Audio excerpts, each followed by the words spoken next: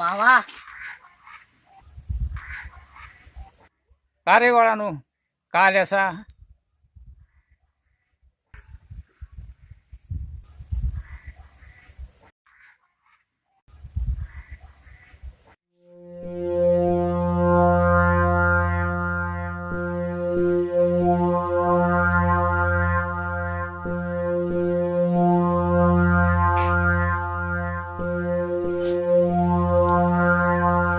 अगे पोरासनी पाणी आणून दे की.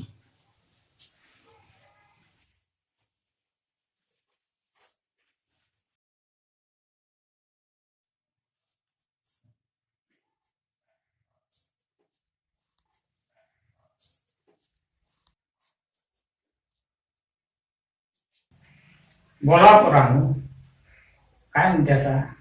मामा हे घे तुमचं पाकिट. अरे हे तुमच्याकडे कसं काय आलं? हे तुम्ही बालमामाच्या देवळाचे सर आला. हा हा हा, आता माझ्या लक्षात आलं. लय झट काम केल्यासा बोला म्हणून दिला ते बरं झालं. एवढं लांब आल्यासा तुम्ही पाकिट द्यायला मला तुमचा खरोखर अभिमान वाटतो. पण आम्हाला तुमची लाज वाटते. का? काय झालं? असं का म्हणते असं तुम्ही? तुम्ही हे काय करा आलाय? काय आता तुम्ही काय करत होता? काय करतो तू? हेच की आम्ही आलो तेव्हा काय करत होता? काय करतो तू? वर काय उधळत होता ते? हा हा, ते होय. आता मी बाळूमाच्या मंदिरला जाऊन आलो. त्या मंदिरातनं भंडारा घेऊन आलो आणि ते घर पवित्र होण्यासाठी उधळत होतो. हे चुकीचं आहे. मामा एवढं बाळू मामाला जातेसा, तिकडून भंडारा आणतेसा आणि असं उधळतेसा वय, हे चुकीचं आहे. अहो भंडाऱ्याचं पवित्र राखलं पाहिजे. तुम्ही जेव्हा भंडारा उधळता तरी तो खाली पडतो, मग पायात येतो. मग त्यावरच दिवसभर तुम्ही चालता, हे चुकीचं आहे. भंडारा असा उधळू नका, तो देवाऱ्यावर ठेवा आणि आंघोळ झाली की तो कपाळाला लावा. होय होय, अशामुळेच त्याचं पावित्र्य टिकल. खरंच हे माझ्या लक्षातच आलं नव्हतं. अनावधानानं माझ्याकडून ही चूक होत होती, ती तुमच्यामुळे मला समजलं. मामा आता भंडारा उधळणार नाही सांगा. नाही नाही, मी कधीच उधळणार नाही बाई.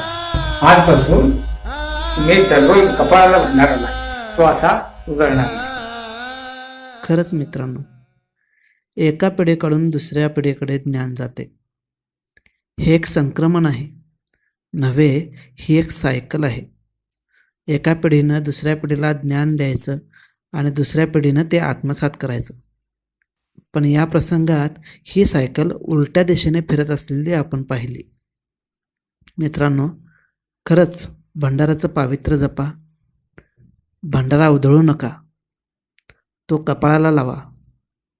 खरंच मित्रांनो, भंडारा आंघोळ केल्यानंतर कपाळाला लावा. त्याचं पावित्र्य जपा, तो उधळून पायदळे तुडवू नका. बाळू मामा